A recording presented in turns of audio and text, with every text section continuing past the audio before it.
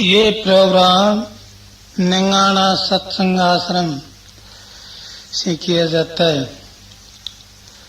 सब प्रेमियों को सुन के खुशी होनी चाहिए कि हमारा ये नया एक प्रोग्राम है, नया ये आश्रम है और हजूर मगनानंद की यादगार में ये आश्रम बनाया गया है। अब सब संतों ने इशारा किया है, ये संसार है, ये नाशवान है, नश्वर है, इसमें कोई चीज भी हमारे साथ जान की नहीं है। हमारा साथ जान की एक ये भजन की कमाई है जो हम थोड़ी बहुत कुछ करते हैं, जैसी भी हम करके जाएंगे वैसी हमें आगे तैयार मिलेगी। तो इस कमाई द्वारा कमाई करके जो भी संत महात्मा ऋषि जो हुए हैं सब अपने अपनी कमाई के अनुसार कर करके न, और पापी जो थे वे भी कितने पवित्र बन गए भजन कर करके। तो ये भजन की राय है भाई, ये कोई गाना बजाना वाला काम तो है नहीं, ये सत्संग आश्रम है। और सत्संग में सिर्फ इतना ही है कि जीव के बारे में दुख का सुख का, इस जीव में दुख क्या है सुख क्या है। कबीरा सब जग निर्धना धनवंता ना को, धनवंता सो जानिए जाके राम नाम धनो। धन है तो राम के नाम का ही है, और बाकी तो सारा ही ठाठ ही हमें यही तो पैदा किया था, यही छोड़ के जाना है। इसमें रिश्ते नाते कुटुंब परिवार जमीन जायदाद जो भी कुछ हम किया है सब यहीं का यहीं छोड़ के जाना है। नाम का धन जो भी हम जितना भी कमाएंगे एक सांस में हमारा आएगा और भी हमारा काम आएगा है। गुरु नानक देव ने बताया है, दिल की दलीला कदे होंदी ना पूरियां, लख वर्षा जीवन बंदा तरह दिया दूरियां। अगर लाख वर्ष की उम्र भी इंसान की हो जाए वो भी फिर भी कोई न कोई कसर रह जाती है। किसी सेठ ने कोई मकान बनाया और उसमें जो भी दुनिया पर चीज थी वो सब की सब लाके उसके अंदर रख दी, और आगे उसके शर्त लिख दिया कि कोई इस मकान के अंदर कसर बतावे उसको 1 लाख रुपया इनाम। कोई चलता फिरता महात्मा आ गया, देखा मकान तो बड़ा आलीशान बना है लेकिन शर्त गलत लिख दी।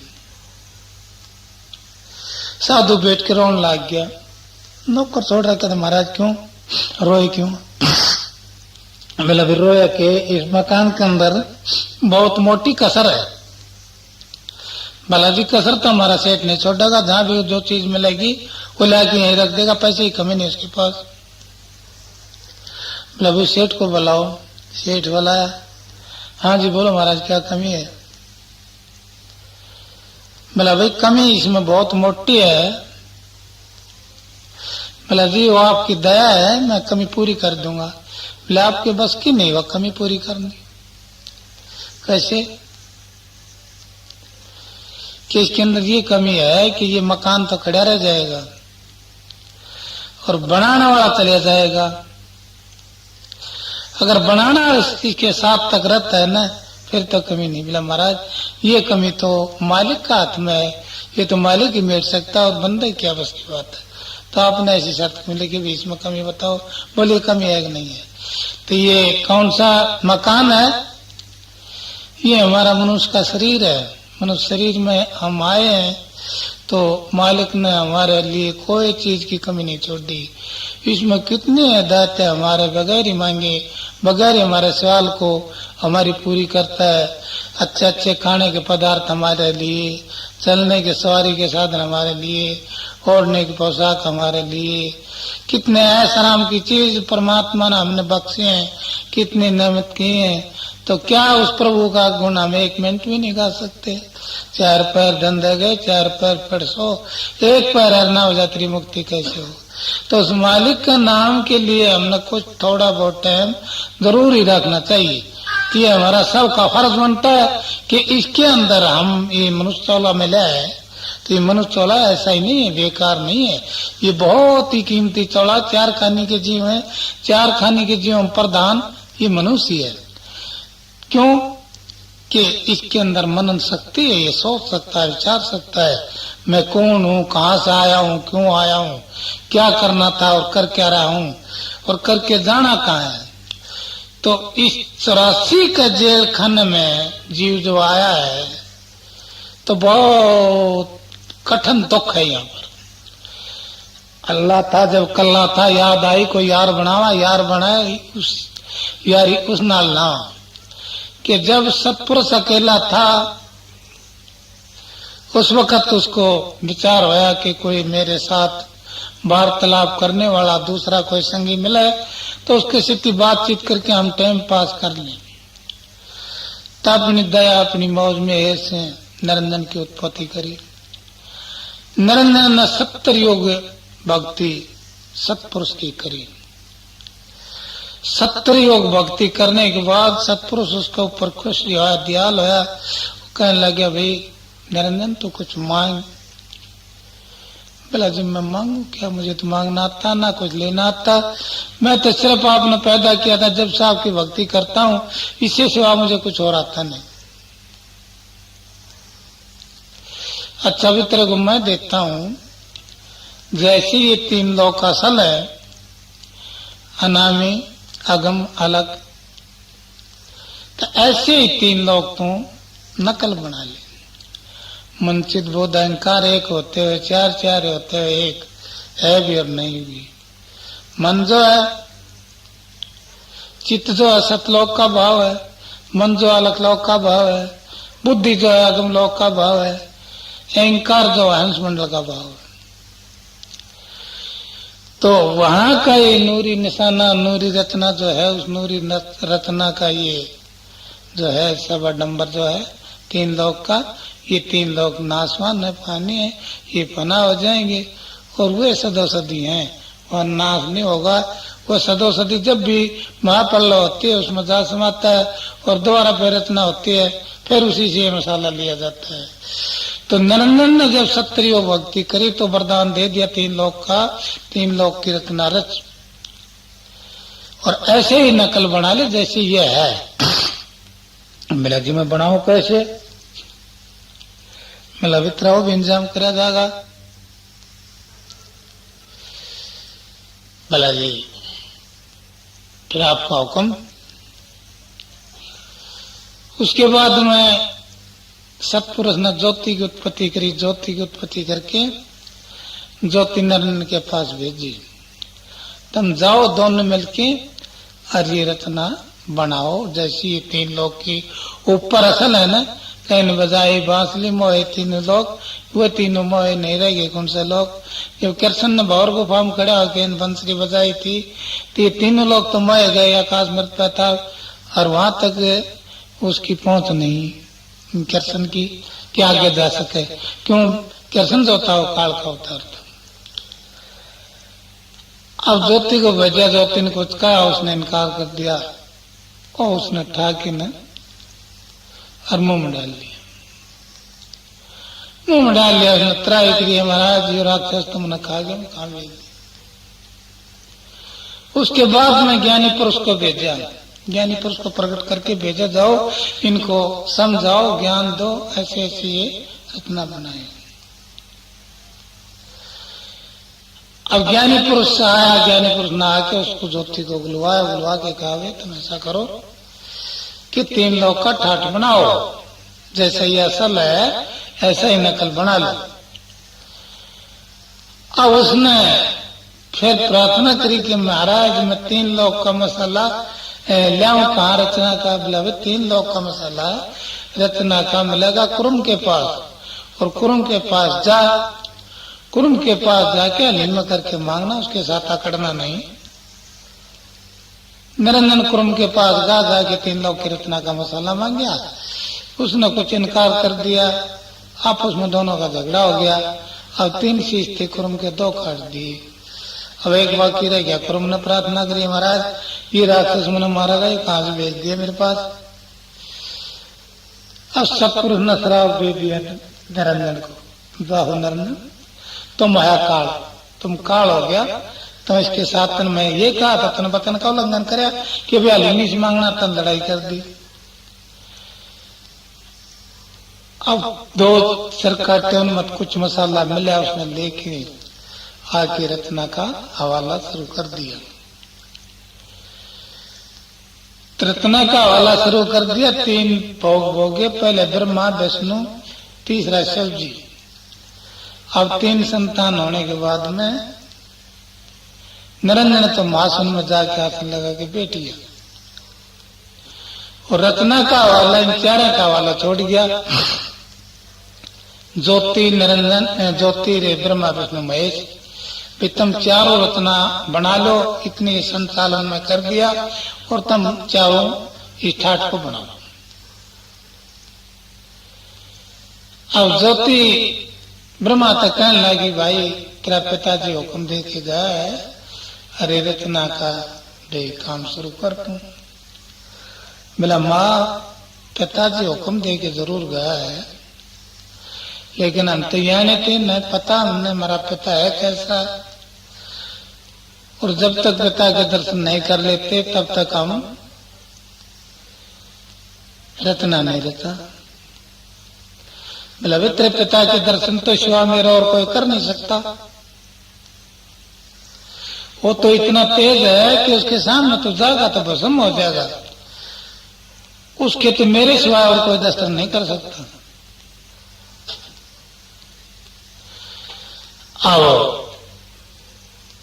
ब्रह्मा जाके सुन में आसन ला के बैठ गया। अब 4 युग ब्रह्मा को बीत गए, 4 युग ब्रह्मा को बीत गए।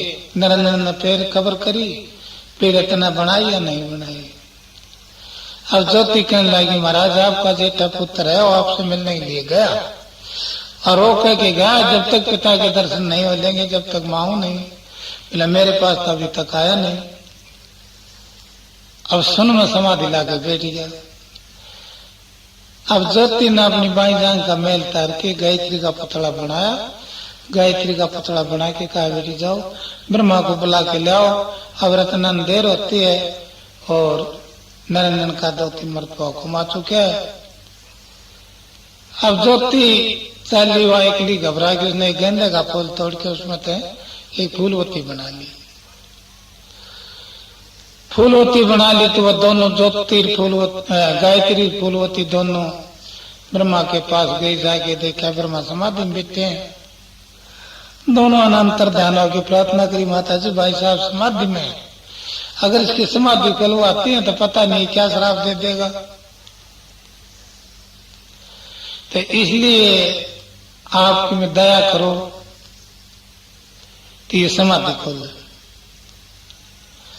बोला भाई ऐसा करो, दोनों एक एक चरण का माथा लगा के बैठ जाओ और जब भी इसकी समाधि खुलेगी ये तुमने पूछेगा और तुम इसको बुला लेना, बड़ो बड़ा किसी तरह करके ले आना। अब दोनों चरणों माथा लगा के बैठ के ब्रह्मा समाधि को लिए चंडालियो तुम कौन हो, मेरी समाधि खुला दी, मैं पिताजी से मिलकर आता, मेरी समाधि लगी हुई थी और तुमने मेरी समाधि खुलवा दी।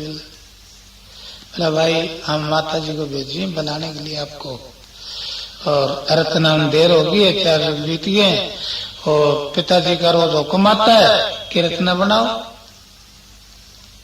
तो अभी मैं तो माँ से वादा करके आया था कि पिता के दर्शन करके आऊंगा, पिता के दर्शन अभी हुए नहीं, मैं चालू कैसे? वो बोले कह दिए होगी और फिर हम आप सारा ला देंगे। बोले झूठ कैसे? माँ बाप आगे क्या झूठ होती है? चलो ले आए। क्यों रे ब्रह्मा मिला तेरा पिता? बोला हाँ है ना, लाइक झूठ बोलता है। अब ब्रह्मा तो एक बार गई और ज्योति गायत्री ने फूलवती ने सो झूठ बटलाए मिला, हमने देखा यार वाह। ज्योति ने क्रोध मार के तीनों श्राप दे दिया।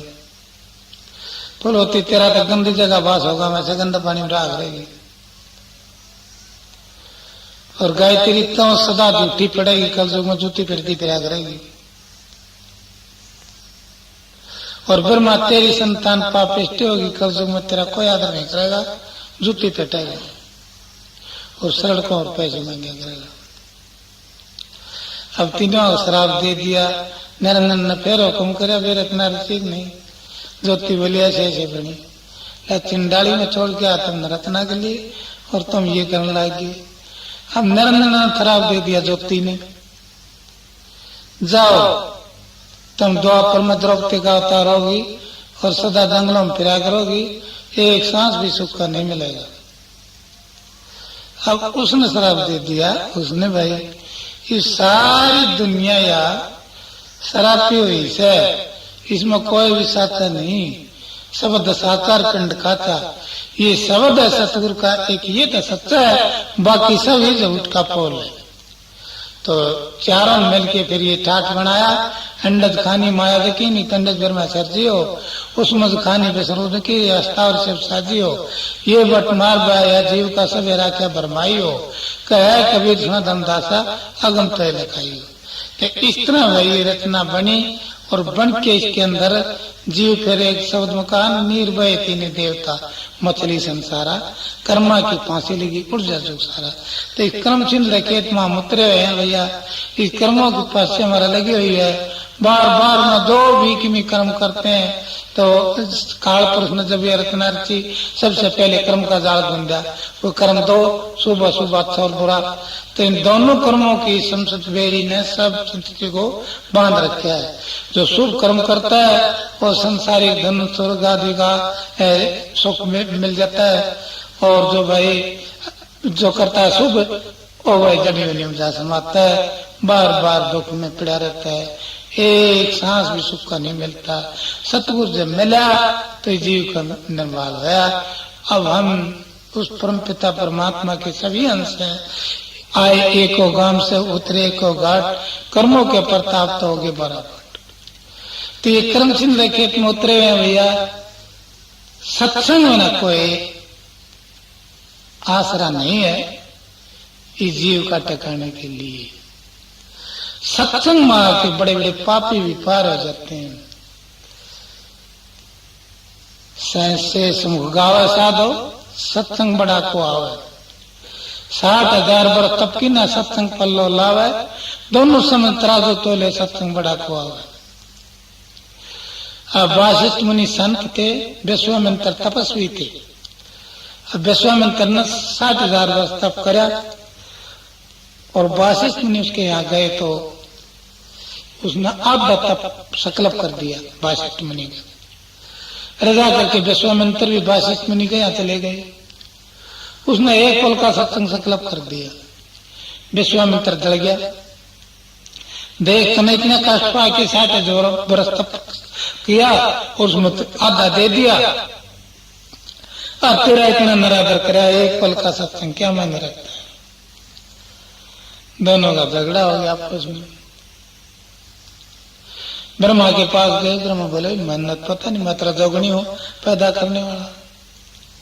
विष्णु के पास गए, मैं सतगुणी हूं सबकी सेवा करने वाला। शिव जी गए, मैं तो तमोगुणी हूं सब गुजार करने वाला।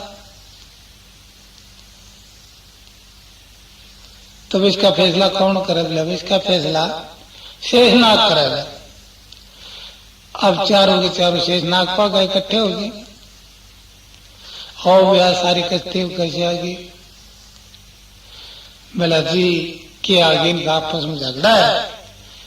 शेषनाग कहने लगे फैसला तो मैं कर देता, लेकिन करूं क्या, मेरे ऊपर तो पृथ्वी का भार है, इस भार को कोई तो न उठा ले, डांट ले, तुम फैसला कर दो, इस दबे कैसे करूं।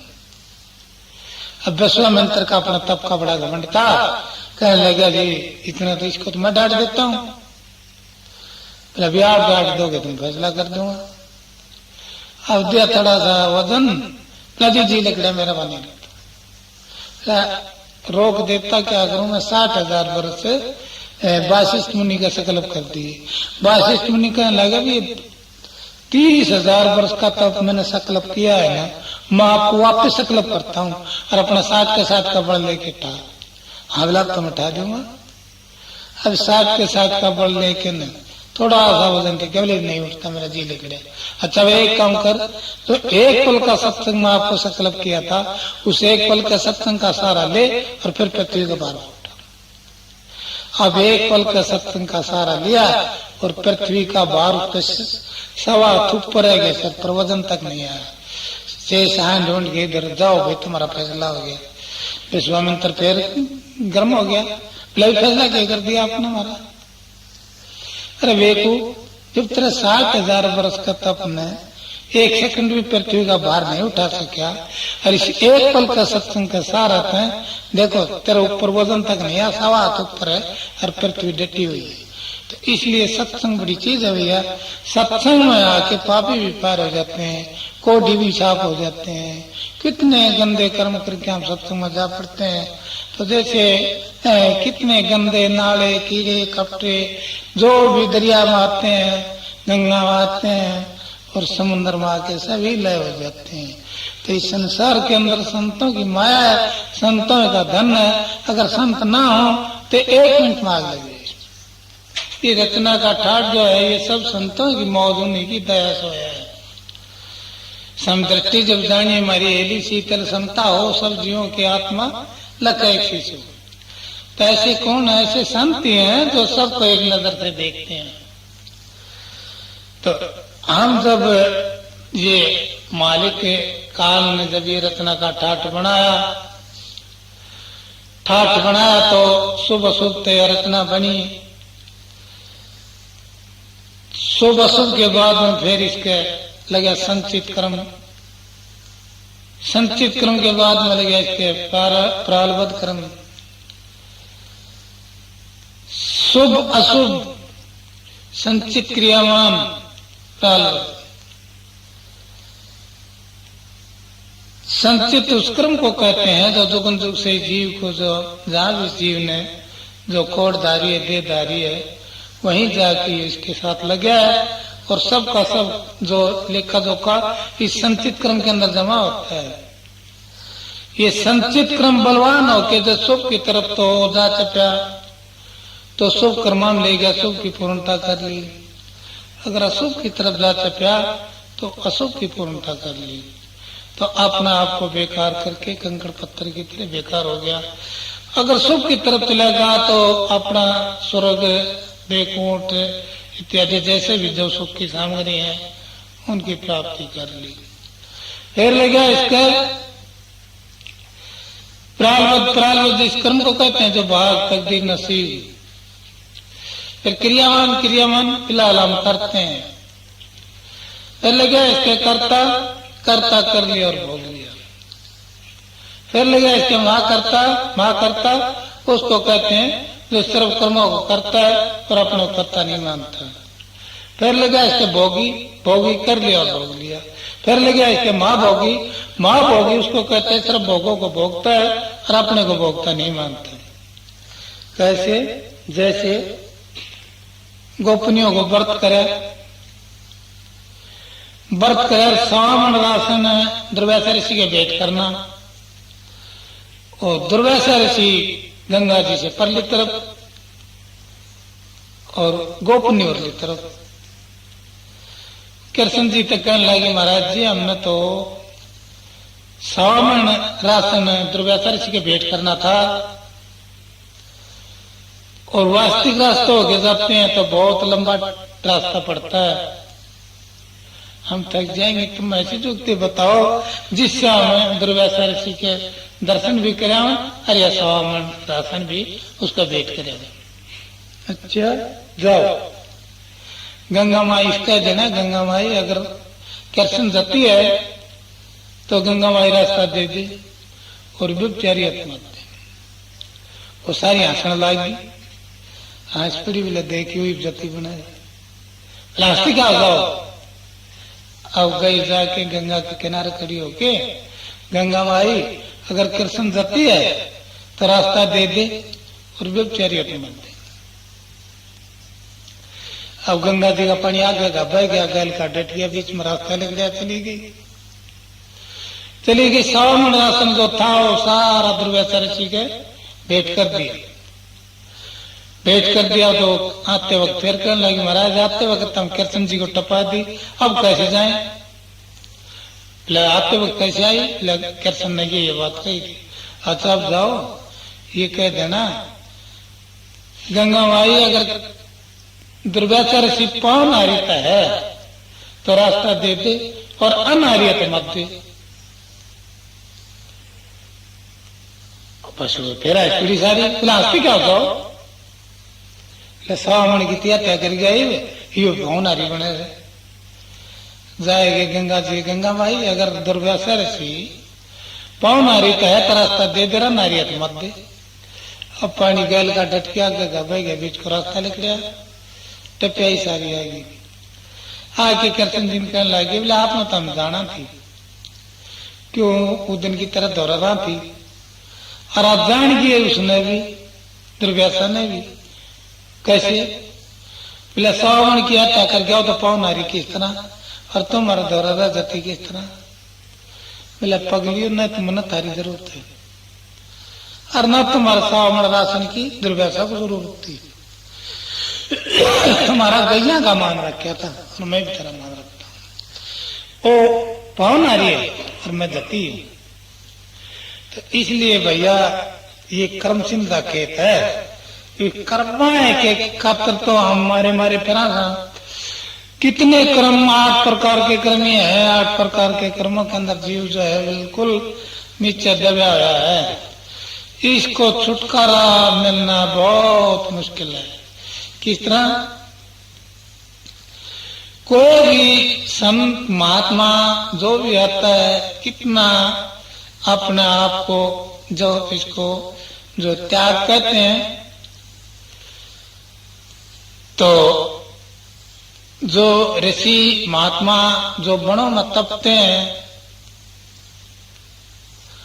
वह जरा भी अपने तन का ये संख्या वह नहीं मानते कि हमारा शरीर को कोई हिंसक जीव खा जाएगा। वहाँ सांप, भेड़िए, शेर, सांप, यानी सब के सब यहाँ जानवर रहते हैं, लेकिन वो निर्भय में संग बैठे थे तो उनको कुछ नहीं करता।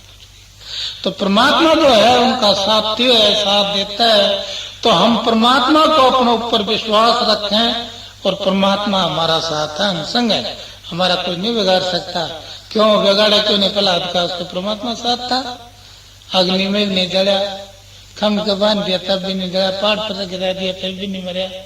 तो परमात्मा उसको देखता था, वो परमात्मा को देखता था।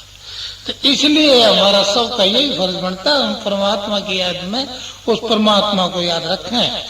क्योंकि आजकल इतने पाखंड से कई ढंग से चल रहे हैं, वो न परमात्मा को माने, न राम को माने, न किसी आदमी को माने। कहते हैं बस खुद करता है जीव जो है स्वयं प्रकाश है ना। भाई ये गलत बात है। जीव तो ये जामन मनमा आ गया 3 लोक की रचना में। जब ये जीव को आया से वहां से तो उतरी थी, उस वक्त धार थी, और धार उतरी थी, धार उतर के 3 लोक के मैल का नमा के इस क्रम सिंह लेखेट मा के जीव बने। तो अब ये कर्मा का बंधन बगैर गुरु के कोई काट नहीं सकता। वह जुक्ति और जतन गुरु के पास, और सतगुरु की शरण में जो भी गया उसी का कल्याण हुआ, उसी का बेड़ा पार हुआ।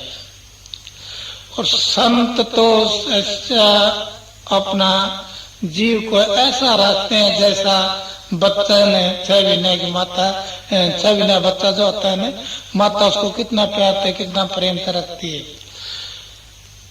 और सतगुरु अपने जीव को उससे भी 100 गुना प्यार दे के न और अपनी छाती गला जाता है।